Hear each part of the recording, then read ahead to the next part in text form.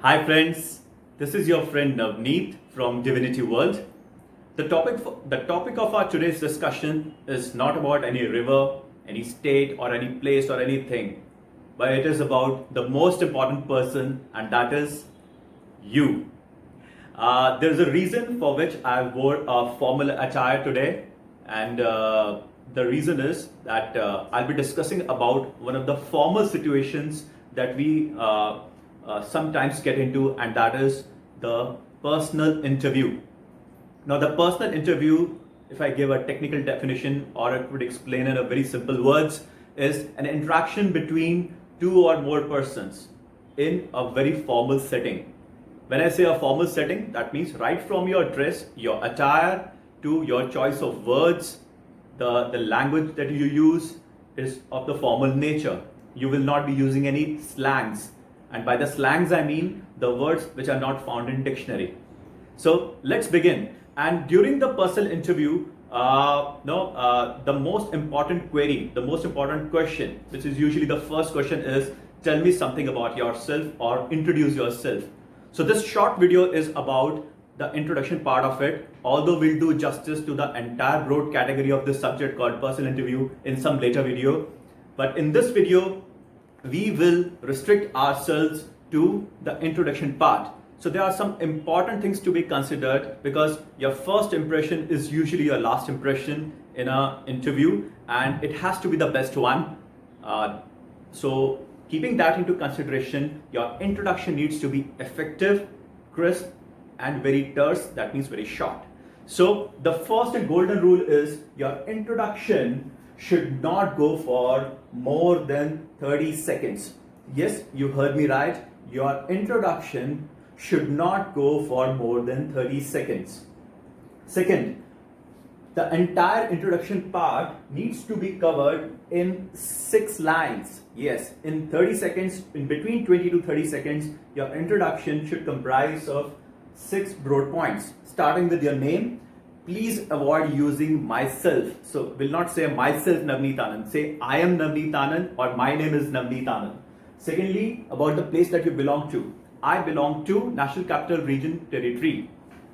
Thirdly, about the family. Now you will not describe the entire thing about the family, but just in one line you could say you have a family of 5 people including you, or 3 people, or you come from a joint family, you say I belong to a joint family. That's it.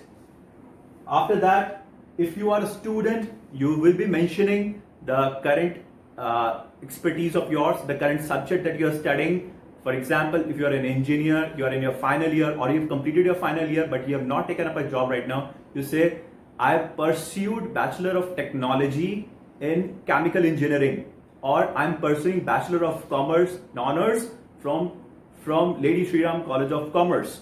So you will not be using the short forms like BCom or a BTech, right? Please remember this.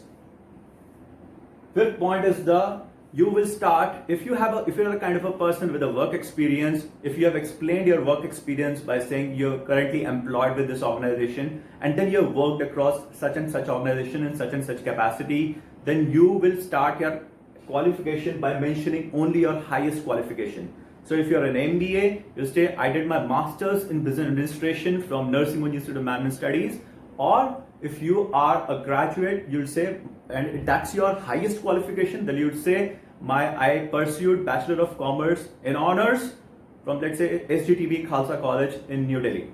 So last but the most important thing is about the USP.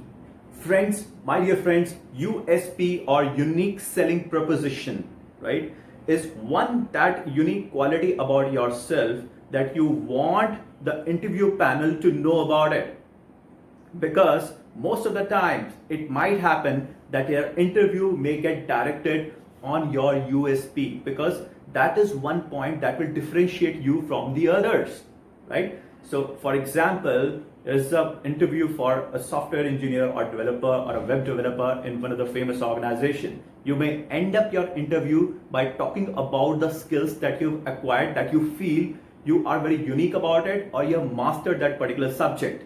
So you need to end your USP with you need to end your interview, the introduction part of your interview with a USP, so as to ensure that you may encourage the interviewer to ask more questions on it, because you are very confident talking about that. So please remember this.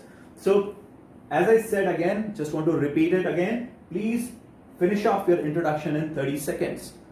Number one, just speak your name as my name is or I am instead of speaking myself. Second, the place you belong to, your family background in just one simple line, that you belong to a family of 4 people or 5 people or a joint family. Then a line about your current work experience, the name of the organization and the profile you're working on there. Then with your highest qualification and then your USP. Now you may mention your hobbies, but need to ensure that hobby is uncommon, right? Not commonly found. So I would like to end this very short video out here. In some other video, we'll talk about the dynamics of personal interview. I hope you enjoyed this. I hope you have gained out of it. Please like and subscribe if you really enjoyed watching this. Thank you so much.